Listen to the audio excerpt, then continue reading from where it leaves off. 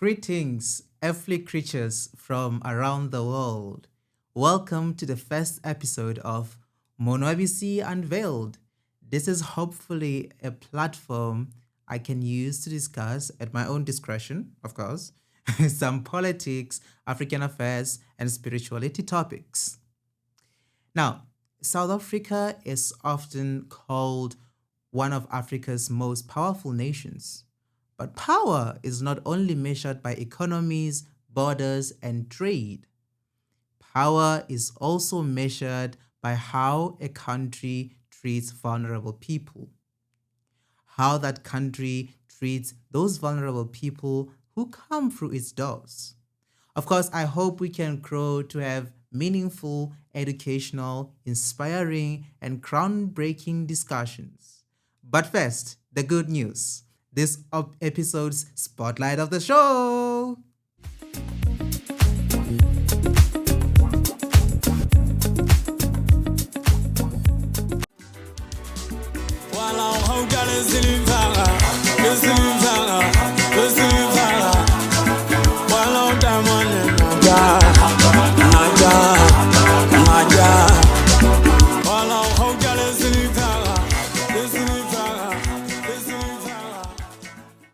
Ooh, that was wonderful, wasn't it? Now, there is a reason why I chose that video to show you. It's a beautiful song that is celebrated across Lesotho and South Africa and throughout Botswana as well. It is sang by one of the Lesotho artists called Ditshipi, and it combines two beautiful sounds, the Sesotho hop, which is from Lesotho sound, and the Maskandi sound, which is the Zulu from South Africa. So they have fused, and these people are dancing together from KwaZulu Natal to Eastern Cape to Lesotho Maseru, Mohalisuk, and all these things. That is what the future of Africa should look like in my eyes. People celebrating the culture that brings us together at one place, everywhere they are, at every time that they are, through mutual respect and happiness. Now, let us get into the main issue of today's topic: South Africa and its immigration issues. This is going to be a hot one. Stay tuned.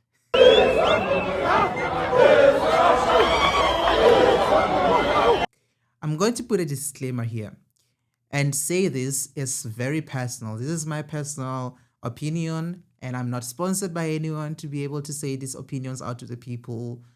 But this is what I've been feeling for the past few weeks, maybe months, maybe years. The world would rather frown on South Africa on the untrue white genocide accusations, but they will look away when the true genocide that South Africa creates or does is the xenophobia attacks against black people, their own brothers and sisters. You cannot fake an alliance when you know that it's an agenda for white supremacy and encourages black on black crime. This is why it is not very easy for African countries to trust Western countries, because they are not genuine. They fake an alliance when it's for an agenda for white supremacy, but when it is on black crime, they wouldn't care, at least. That is my opinion. Okay, so to understand the setting or the place today, which is South Africa, we must understand its history and geography.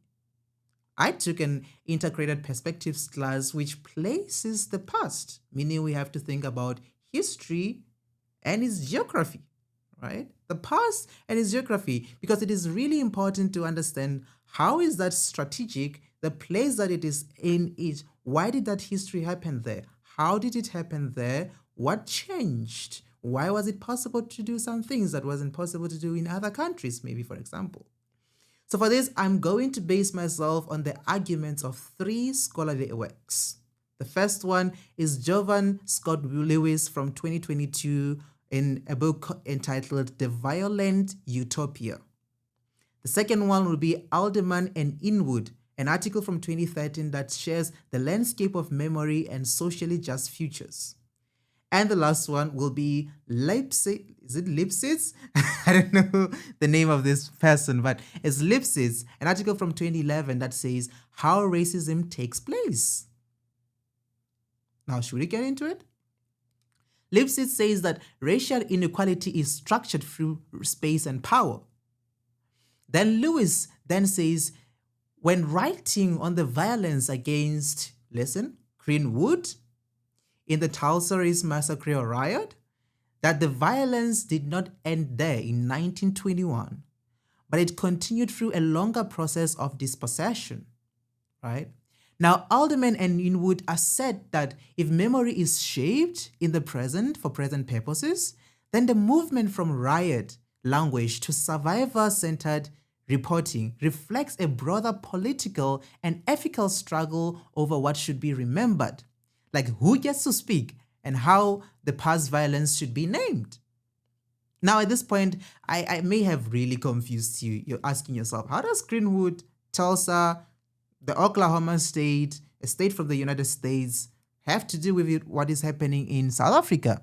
Or shall we rather say in Africa, right?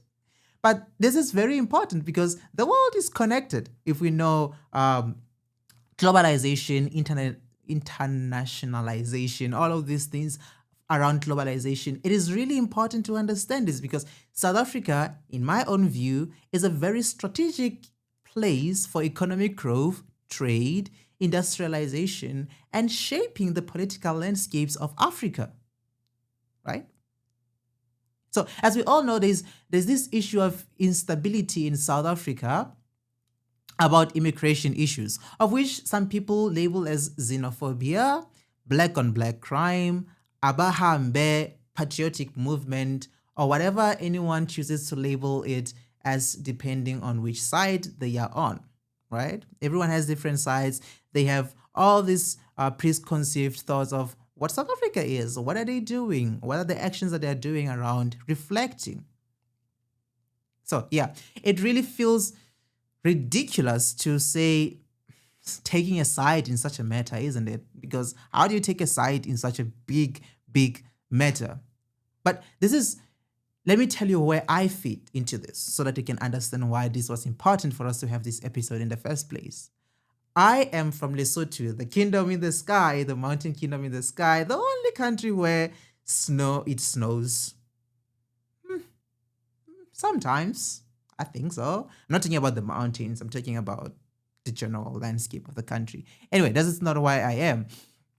We are landlocked by South Africa, completely landlocked by South Africa. So some people can call us an enclave of South Africa because we're like close in it.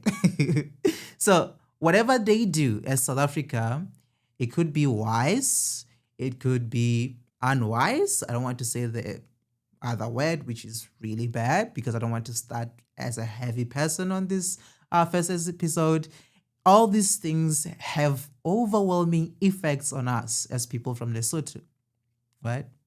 So since 1994, the xenophobic violence in South Africa, just for context, has resulted in nearly 700 deaths.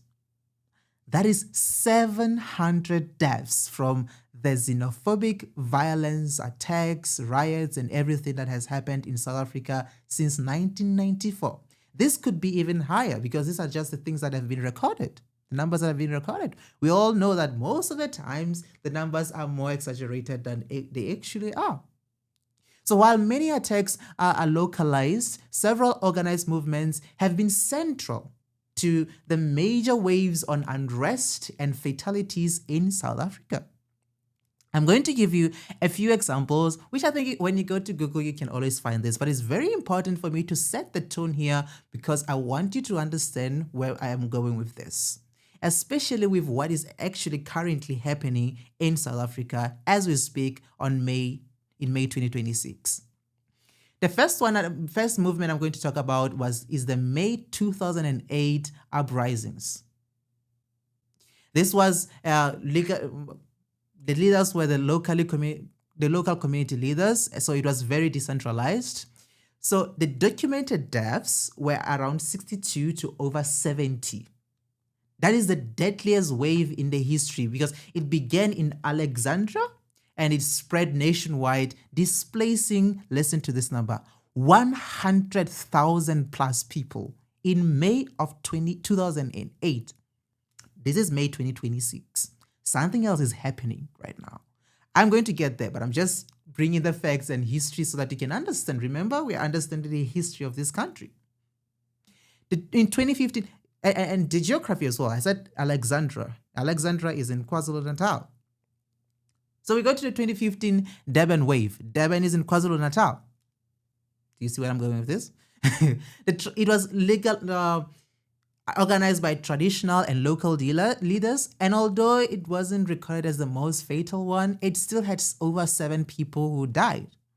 This was sparked by inflammatory rhetoric, and it led to a widespread looting and international repatriations. This was in April 2015. April. This is May. In 2019, there was a 2019 unrest where various vigilant groups were leading this one, of course, and the recorded deaths range was around 12 to 18 people. These are the souls of people we're talking about. These are not just numbers. It is the souls of people, living creatures in this world. Because the violence centered in Johannesburg, which is in the Gauteng province, the key or main economic province of South Africa, I may argue, and Durban, which is in KwaZulu-Natal. The Durban inner cities targeting foreign-owned business, underline the word, foreign-owned businesses, in September 2019. Then we had the Operation Dudula. We still have the word Operation Dudula. Who was the leader of it? Zandile Dudula. And it's still there right now. There have been multiple deaths, although they are unconfirmed, of this operation. And these are the vigilant raids on foreign-owned shops, activities that are linked to the deaths of people like Elvis Nyati in 2022. This started from 2021 until now is still ongoing. I'm not done. We have the other one, which was called the ATDF ASA, which was led by Mandla Mngomezulu. Listen to the name, right? Mandla Mngomezulu. Over 200 people, approximately, industry estimate, died through these riots or these movements. This focuses on the trucking sector, most of the cases, whereby the members accuse the groups of murdering foreign drivers over several years. So they've been murdering, there are accusations of foreign drivers being murdered by these people over several years. And this started from 2018 until now is still ongoing. Now is led by someone we all know. She's all over the news. She's talking about this. She's making it seem like this is the ultimate show and everything. The 2026 resurgence led by, I don't know how to call this person, Jacinta Ngobese Zuma. If you remember, the past president of South Africa was Jacob Zuma. That's just in case you think they're related. I don't know if they're related or not. I'm just making you see, still from the same province, KwaZulu-Natal.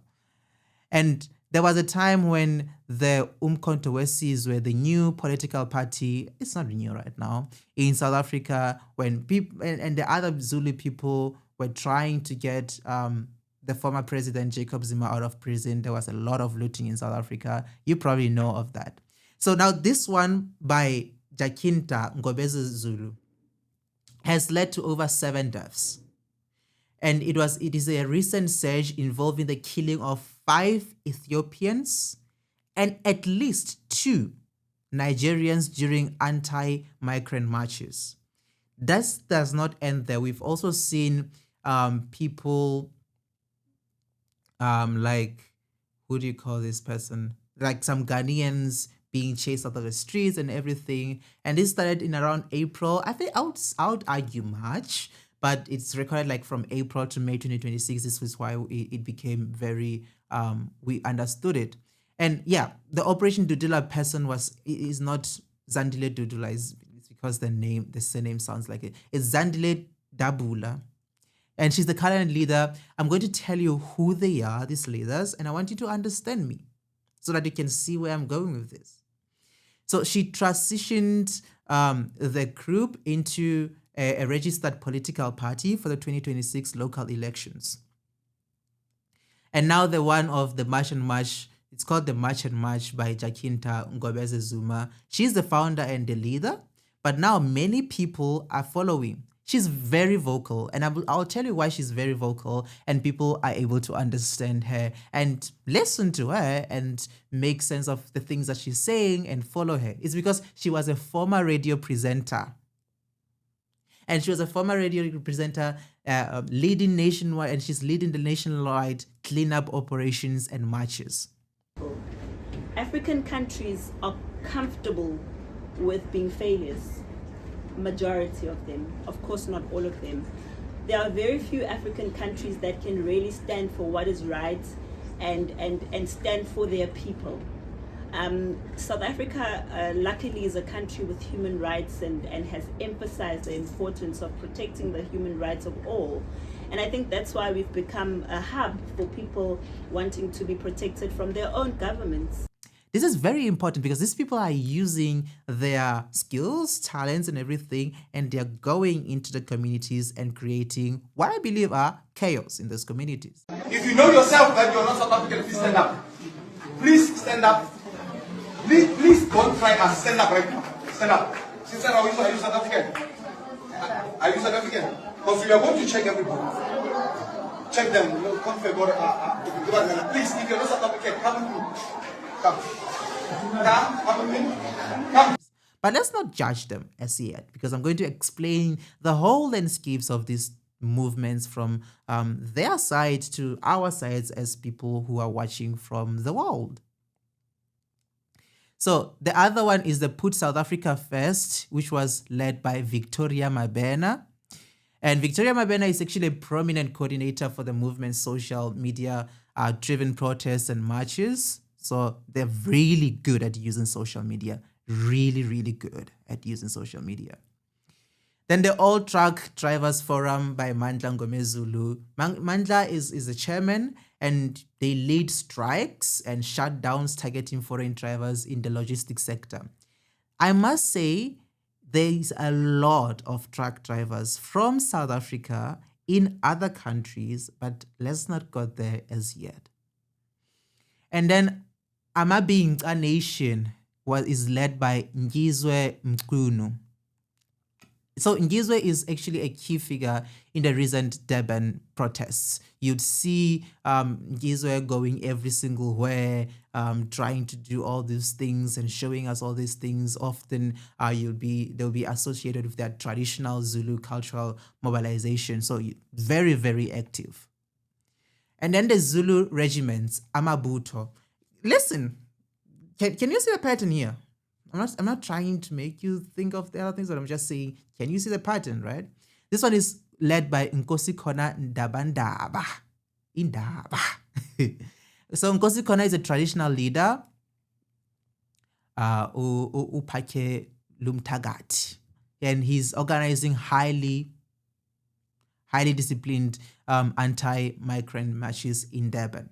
Look at the place. I said we need to look at the spatial, the space and the landscape where these things are happening. It's very important. So I'm giving you all of these names and everything so that you can notice these patterns. First of all, you will realize that all of the leaders of these movements are Zulus, or Amazulu, let me say it in a correct Southern way. The single most tribe that is not actually new to inciting rebellion and violence since the times of Shaka Zulu. Now, Shaka Zulu was a very well-respected person. And I'm from Lesotho, and Shaka Zulu and Moshweshwe were, I would say, friends because they used to trade things together, so they kept the peace. But they have deemed themselves as the most important tribe in South Africa. I mean, Amazulu, superior to even others. There's so many tribes in South Africa. I'm a Xhosa, I am Xhosa, I am Sotho, I'm a mix of many things. So one pattern I cannot ignore is the repeated presence of Zulu nationalist language, symbols, and leadership in most of these anti-migrant movements. I'm not saying every Zulu person supports xenophobia. Absolutely not. That would be unfair, dishonest, and quite actually dangerous to say that. But I'm saying that in several visible cases, anti-migrant politics in South Africa have been mobilized through Zulu cultural identity, traditional authority, and language-based exclusion. This is really important for you to understand this. So I saw a video of like when someone was stopped and asked whether they speak isiZulu. What is that nonsense? Okay, I'm so sorry for saying that. But what is that? Is Zulu the only language in South Africa? So when someone is stopped and asked whether they speak isiZulu in a country with multiple official languages, 12, including sign language, that is no longer just immigration enforcement. That becomes ethnic gatekeeping.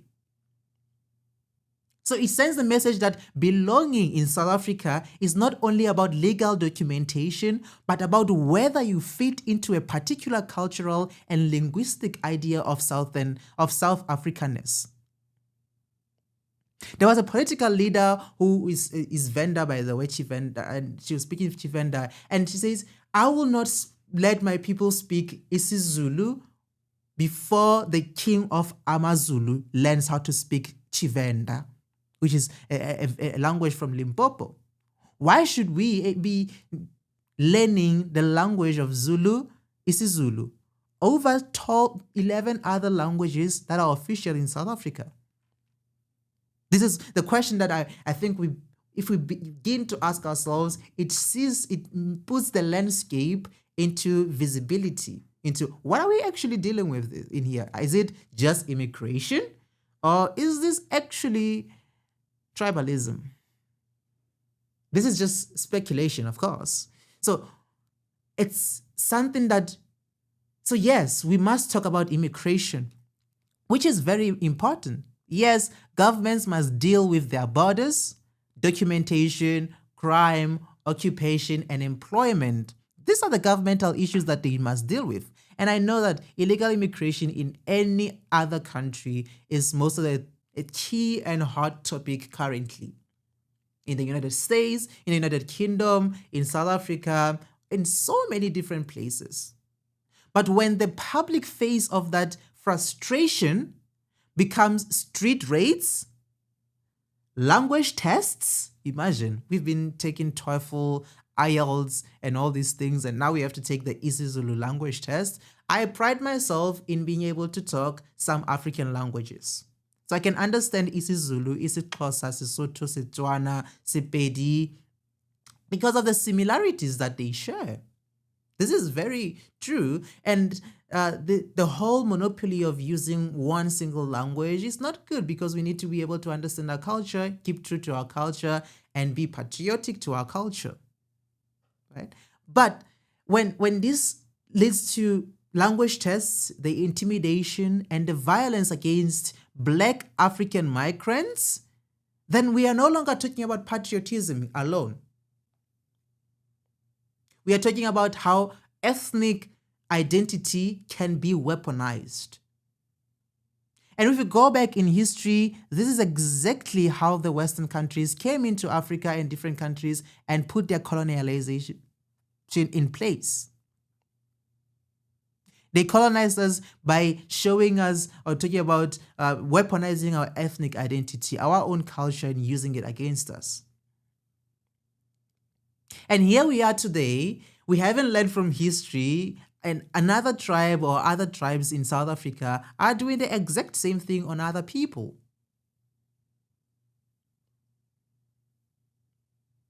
So even the celebrities who go on social media to encourage these xenophobic movements, the likes of TNS, I like his music, by the way, Oscar Mbo, Ngizwe Mngunu, you name them. If you look at their tribe, it is not a surprise that this is the same. They are Zulu. And I'm not saying they're wrong for going on social media, but I'm just saying, look at what's going on. So after they do that to all the foreigners for taking their jobs, did they actually receive them in reciprocity? So when they took when they deported one of the Ghanaian and sent them to their home, did they get the job that that Ghanaian had? So how does a country that feels like they have, that its people, they feel that they have the power to sue their government to build them houses. Listen to this. South African citizens have the power to sue their government to build them houses under Section 26 of their constitution. So in a country like that, how do you figure that those people would drive their economy on the same jobs that they hate to do?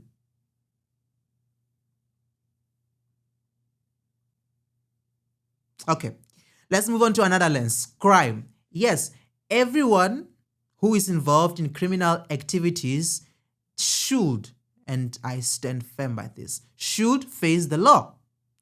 And they should be prosecuted in a legal way, in a constitutional manner. But these people, these movements, the likes of Uja Kinta's movements, Ngizwe's movements, Dabula's movements, Nkosi Kona's movements, are they actually targeting criminals?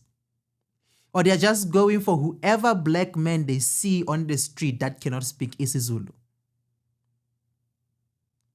I'm going to repeat this thing of like, I saw a video of one of the people who were shouting, Hebe Usutu, Hebe Usutu. This is KwaZulu-Natal people, Amazulu.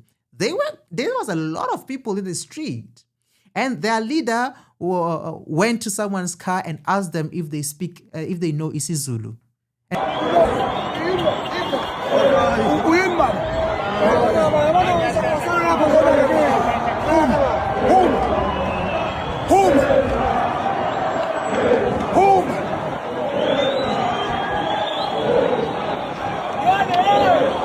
That person didn't respond. They said, get out of here. Like, what is that? Really, what is that? Since when did South Africa, a country that has 12 official languages, have a legal requirement in its citizenship process or in its legality process that one must know isiZulu? I know that most of you will probably take the easy route or maybe downplay this and say, no, this is not tribalism, but it actually is. People like Jacinta are the forefronters of this terrible movement. Listen, I have no problem when people are patriots who want to work with their government to curb illegal immigration. But this thing that is happening in South Africa, this is not the way. This is not the way. I must come in front and say, I'm one of the people who are against the idea of African unity and removing borders across Africa in this literal sense of there shouldn't be borders, because that would be very troublesome. I know this. This is very true for me. That would be troublesome. But I am for easy movement, trade, connections between people and working together as a continent. Because we are so isolated. And I hear the thing of like saying, why do you have to come to South Africa if we have to all unite? This is where we're talking about how do we make sure that we do not burden a certain country, but while we're still working together.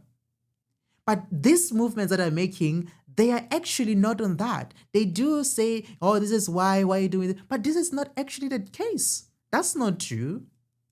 They're not fighting that, and they know that deep down in their hearts.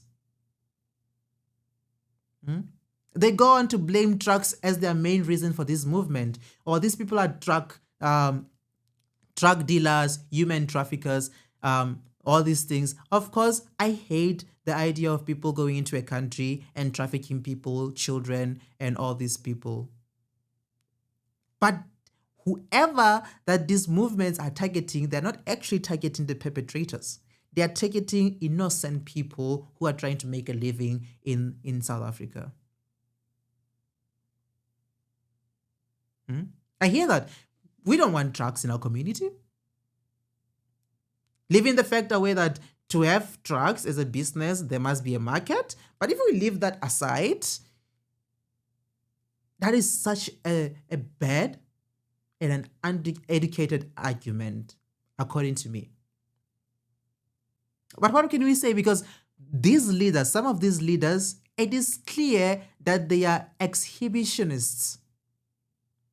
They are people who behave in a way that is intended to attract attention. They're just doing an exhibit of themselves and say, oh, I'm a patriot, I'm doing this for my country, I'm doing this. After all, this South Africa is a country that was built on the blood of colonialism, taking other people's lands. If you don't believe me, ask Lesotho what happened to them. The people like Major Warden, a Boer who came to our country and just decided to draw the borders and take Orange Free State, parts of KwaZulu-Natal, parts of Eastern Cape away from us. That's how that country formed.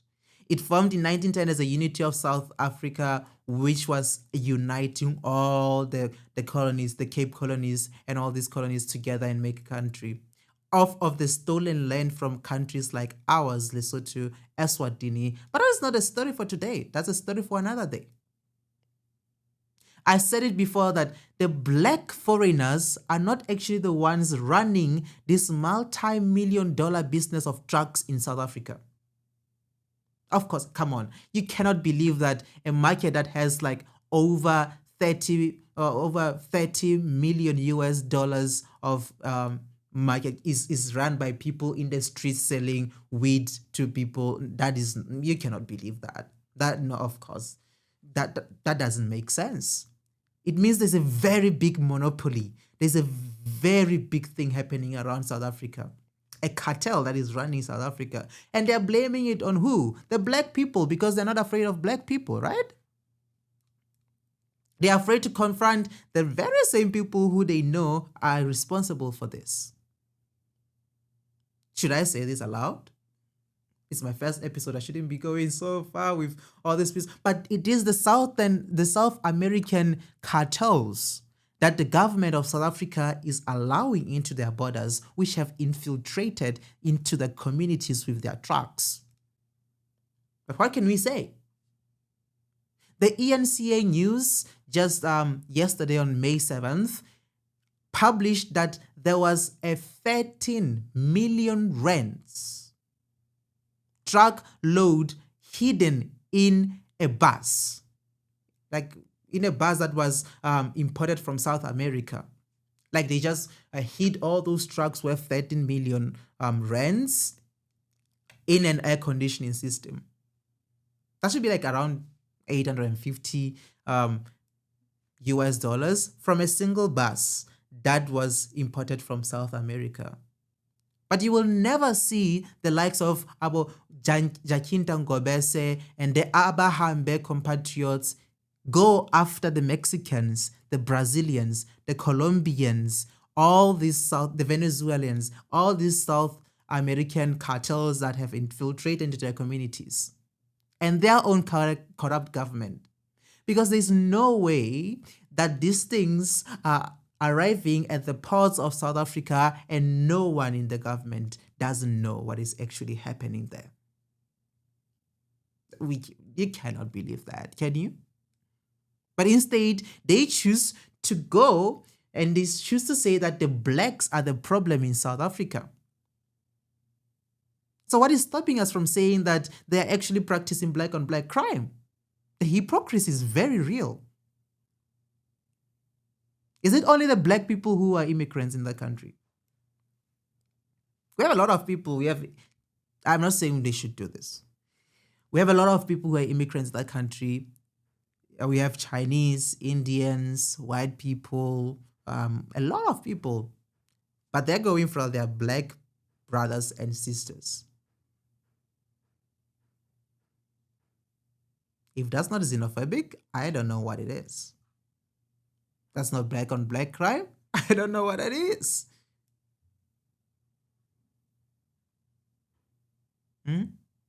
So my argument is that the real inciter of violence in South Africa Is there actually the xenophobic sponsored movements that unfortunately still come from the same tribe that we know that unfortunately effed everyone during apartheid. Specifically, people like Jacinta, Zinhle, Monwabisi, Zuma are the problem. She is a woman who is inciting violence and attacks in South Africa, encouraging even protests to embassies of other countries. Have you ever seen that before? Have you ever heard that before? Someone say, oh, let's go to that embassy and protest and get in there and demand the ambassador to leave. Where have you ever heard that before? Okay, so my worry is that South Africa will face sanctions. I love South Africa. I love the country. I want it to succeed because it's one of the most promising countries in Africa. But because of what it's doing, other countries will not also like it. And when they face those sanctions, it won't be a good outcome when you realize how heavily it depends on international trade. You cannot keep removing the weed from the surface and expect it not to grow back. You have to go deep down into the roots. The real issue of illegal immigration is deeply rooted in the so many structural issues that are present in South Africa currently. Like I said, the 2008 xenophobic attacks, you go to 2015, the 2019 riots, did that fix the problem? Absolutely not. It did not, because the roots still remain untouched. Your government, South Africa, should be doing something about the immigration issues, not you people taking to the streets, harassing people, beating them up, chasing pregnant women out of hospitals because they're not South Africans. What is that? Where is the humanity, South Africa? Where were you when Archbishop Desmond Tutu said, umntu ngumntu ngabantu, motho ke motho ka batho? Where were you? Instead of going and marching to your government offices, you go to the streets and harass people and beat them up and tell them all these things. As a concerned person, I'm really, really scared about the future of where this is going to go to. I am actually tired of this nation that keeps thinking they're above the law and other Africans.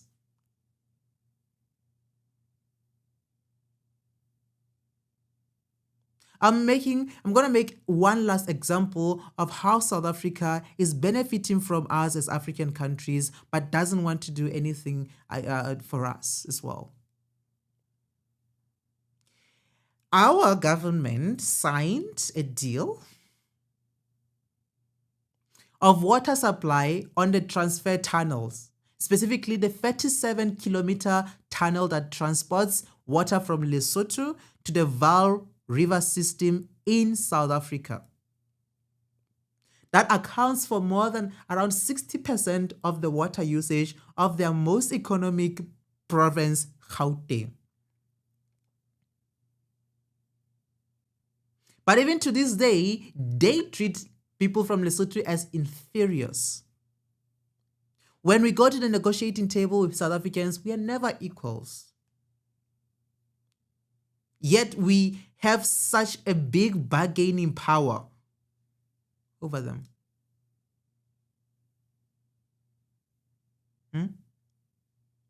Actually, if it was up to me, I would call the Lesotho government to immediately cut off that water supply.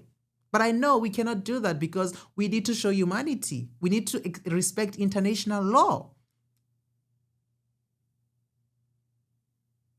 I call on to the government of South Africa to look at this, to look at their citizens and reprimand this. Work together with them to see how they can fix their issues, but not this way, where they are going and beating people and killing people. That is not the way where we are going. What is happening with us, dear Africans? I also call on the South African government to come back to the the negotiation table to treat people from Lesotho and Lesotho as a country as equals and improve the fluidity of movement and documentation between us. Because one of the problems of illegal immigration is the documentation processing. Oh, it's so terrible. Oh my God. Now we have to register cars that go into South Africa. For what reason? I don't know. But this about the South African government and the Lesotho government and all the politics and all these issues and everything will be in the other podcast, not for this one. But today I'm calling on to the people of South Africa to rethink what they're doing. You are our brothers and sisters. We love you. I love South Africa. South Africa is a reason for me to hope in the future of Africa. But not when the citizens are doing these things to other people. And it's not every South African doing this. Most South Africans are actually against what they're doing actually right now. Even the leader of the opposition party, Julius Malema, is against what they're doing.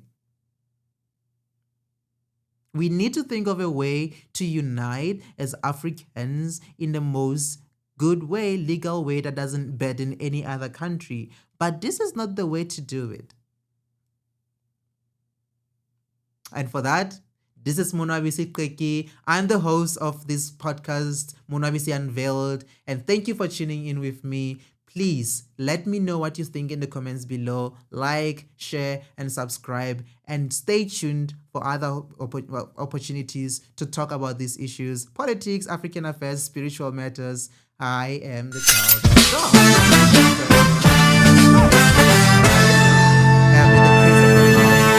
be with you wherever you're going. If you're going to sleep, good night. If you have a work day ahead, all the best with that. Until then, see you. Signing off.